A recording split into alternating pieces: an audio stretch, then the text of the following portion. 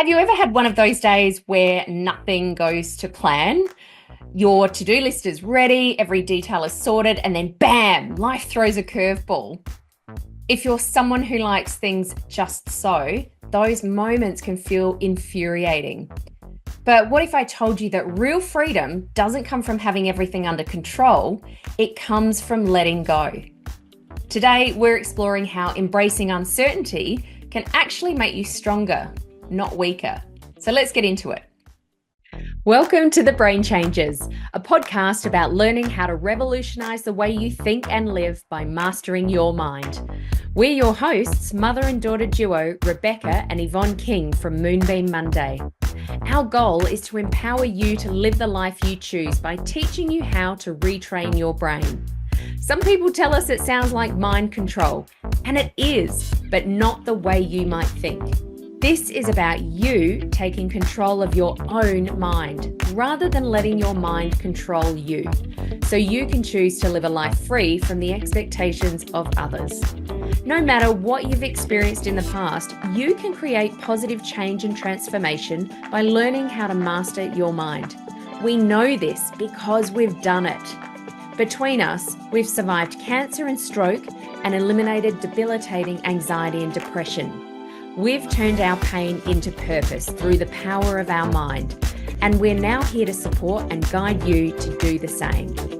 In this podcast, we share valuable insights about how your brain works, why you think, say, and do the things you do, how to begin the process of change, and why it's necessary.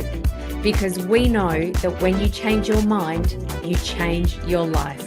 Thanks for joining us. Let's go.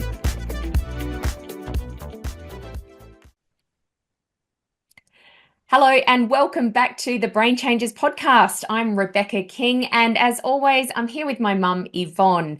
And today we've chosen a big topic to talk about, the need for control and how it keeps us stuck. Yes, hello everyone. Yes, let's be honest, we all do this. We make a plan, we map out the details, we think we've prepared for every possible outcome, and then reality does what it often does, and it surprises us. And suddenly it feels like all that effort is just wasted. Yes.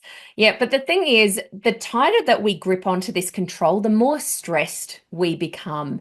And the irony in that is that the more that we let go, the more we actually feel in control. Not because we've got this death grip on every outcome, but because we trust ourselves to handle whatever happens. So today we're going to break this down a little bit. Why do we hold on to control so tightly? What is this actually doing to us, and how can we shift from this feeling of rigid control to like a real flow? So let's start with this. Why do we need to control things so badly anyway? Mm. Well, it all starts in the brain, of course. Your brain is wired for survival, and survival means avoiding uncertainty. Now, historically, if something was unpredictable, like a rustling in the bushes or something like that, we assumed the worst, because the worst case scenario meant danger, could even mean possibly death. Yes, exactly. Lots of lions and tigers or, opposite tribes, things like that. But of course, fast forward that to today, we're not running from lions, but No. our brains haven't quite caught up. They still hate uncertainty. So when we don't know how something's going to turn out, we fill in the blanks. And really, let's face it, our brains are really, really good at filling those blanks in with worst case scenarios, aren't they? They rarely come up with the best case scenario straight away. No, that's so true. And this is where we try to control things. We think that if we could just plan enough Mhm. or prepare enough or manage every tiny little detail, then we can avoid anything bad from happening. But here's the problem with that. The more we try to control a situation, the more anxious we become. We start to fear flexibility. We get rigid. We worry about all the what ifs. And when we do that, we miss out on opportunities. And guess what? That just continues to reinforce our fear of uncertainty. So we try to control the situation even more. So here's a quick question for you. Where do we notice our need or your need for control? Where is it showing up most? Is it perhaps at work or in our relationships? Maybe it's with our health or our finances. Where is this showing up for you? Yeah, that's a good question to ask. And I'd suggest to our listeners to actually take some time to dig a little deeper with that one. What is really under that need for control? What is it that you're afraid that might happen um, if that particular scenario plays out, if it does happen or if it doesn't happen? And even asking yourself, is this true? It's a very, very simple question. Our brain is so good at coming up with all the but this might happen if I go down this track. But these are just the stories that we're telling ourselves, and we talk a lot about that when we talk about beliefs. It's about getting to the root cause of an issue. Now, of course, we want to help you, our listeners, and you know that we love a good reframe. So let's shift this whole idea of control. And I want to paint a picture here for you to give you an idea. If you think of a tree in a storm, if trees were rigid, if they had no bend in them, in high winds, they would snap, right? They just snap right in half. But a tree that bends with the wind, as trees do, and we've all seen beautiful, big, huge gum trees in probably gale force winds, those trees that have bend in them, they survive, right? The flexibility is what makes it strong. So this is one reason that we use timber when we build houses, right? Because it flexes with movement. If it didn't, our homes would fall down. Exactly. So, a different way of looking at this then is to see, instead of seeing control as security, what if we saw it as adaptability? Yeah. Uh, or another word for that is resilience, really, isn't it? Mm, So, let's look at three common situations where control backfires. Think of the over-planned event that still goes wrong. mm, Someone spends weeks planning an event. They account for everything, the weather, the speakers, the backup tech, mm, and yet the day arrives and something unexpected happens. A storm rolls in, or the keynote speaker cancels, or the power goes out. There's a power blackout. mm. And I think we've all heard of brides having a meltdown on their wedding day when Yeah. things like this happen. It's supposed to be the happiest day of their life, and something like this, if we're not flexible, it could seemingly ruin the day, couldn't it? Yeah. So, what's the lesson here? Well, no amount of planning is ever going to be able to account for every possible scenario. And so the key isn't in controlling the details, it's in trusting yourself to handle the unexpected. And just being relaxed enough in life that when things don't go according to plan, that we can be flexible, that we can have a laugh, that we can come up with a solution and get on with it. Yeah, that's right. And I mean, we all know that things, don't go as planned or go wrong, and being able to have that, it's that word that a lot of people use, that authenticity, just being able to say, okay, well, that's happened. Let's move on and find what the next thing is. Let's just recover from this, so to speak.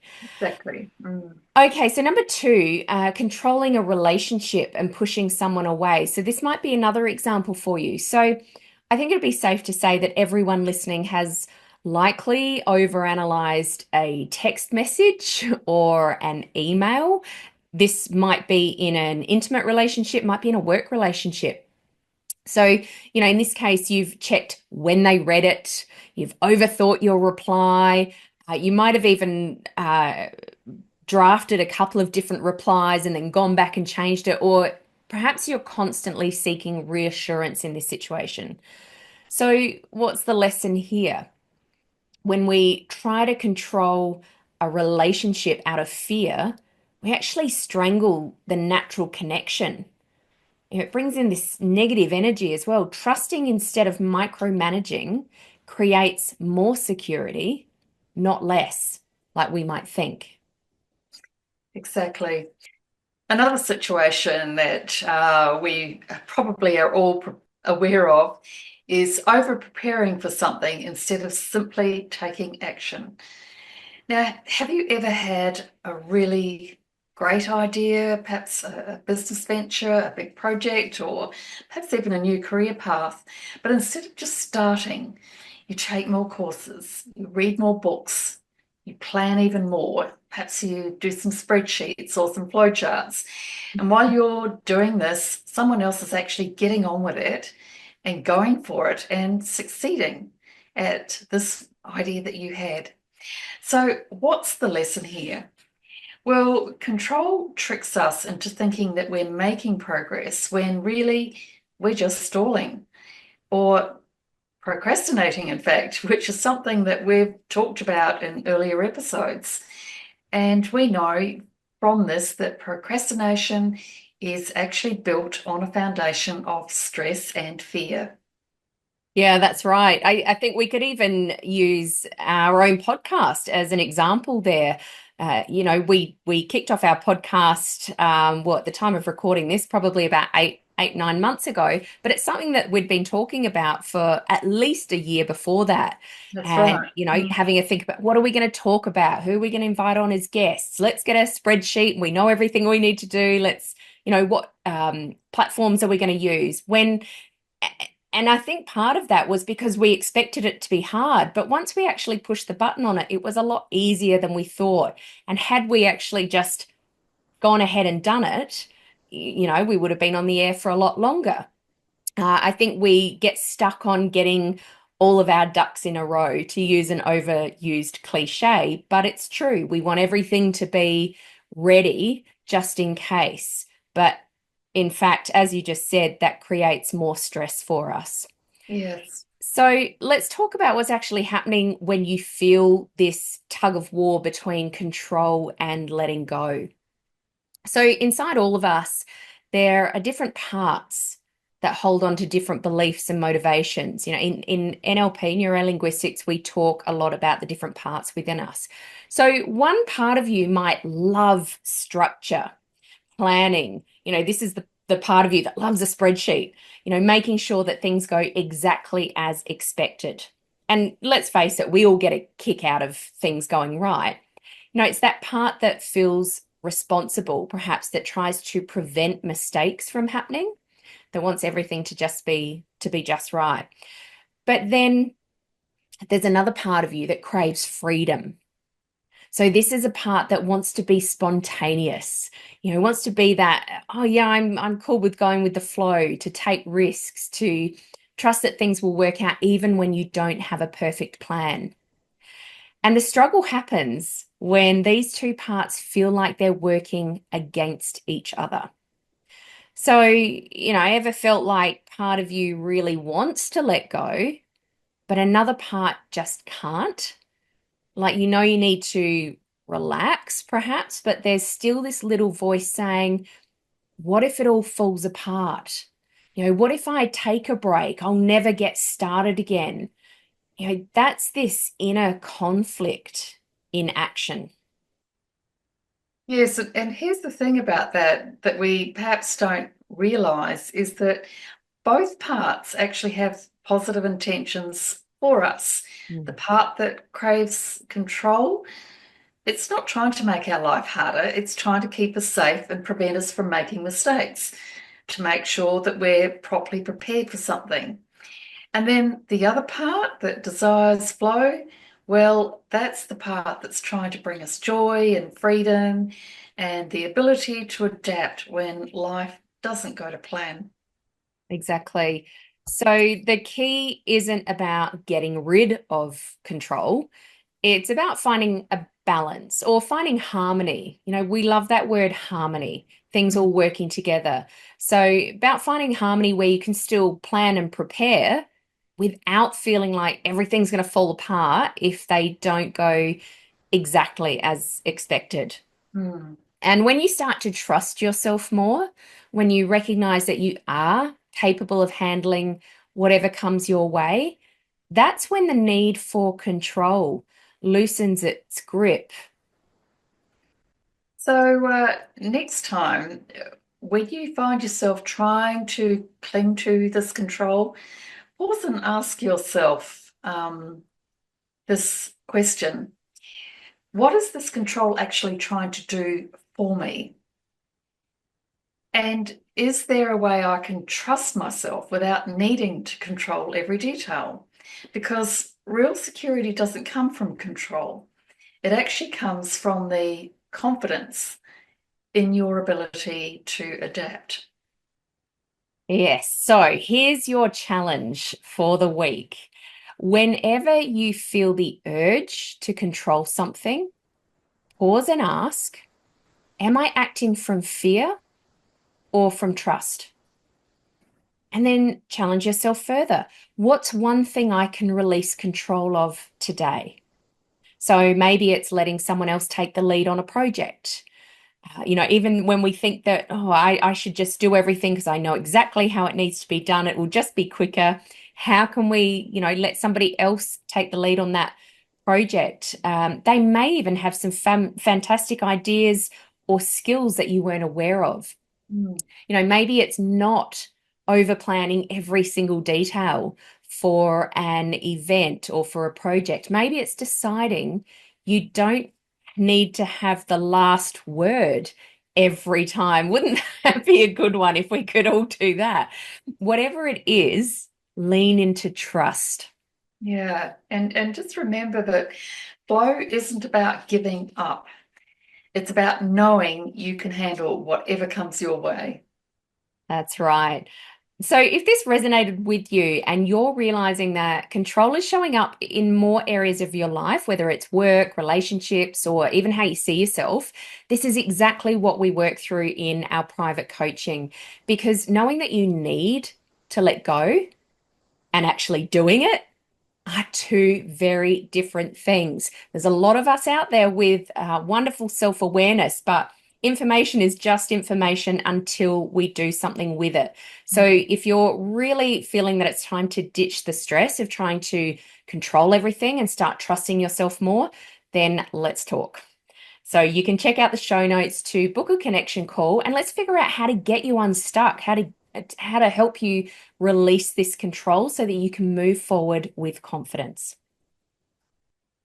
That's right. So thank you for listening to the Brain Changes podcast today. If you know this episode would be helpful to someone you know, please share it with them.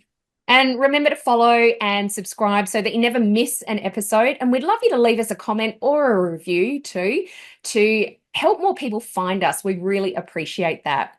All right, so that's it for today. Until next time, of course, remember when you change your mind, you change your life. Bye for now. Bye. Thanks for listening to this episode of The Brain Changes. We hope you've enjoyed the conversation today. Please like and subscribe to stay up to date with all the latest episodes. Our mission is to reach as many people as possible to help them revolutionize the way they think so they can change their brain and create profound transformation. Please help us broaden our reach by sharing this episode with someone you know will benefit. And remember to tag us on socials at Moonbeam Monday and leave a review. And remember, when you change your mind, you change your life. We'll catch you next time for another episode of The Brain Changes.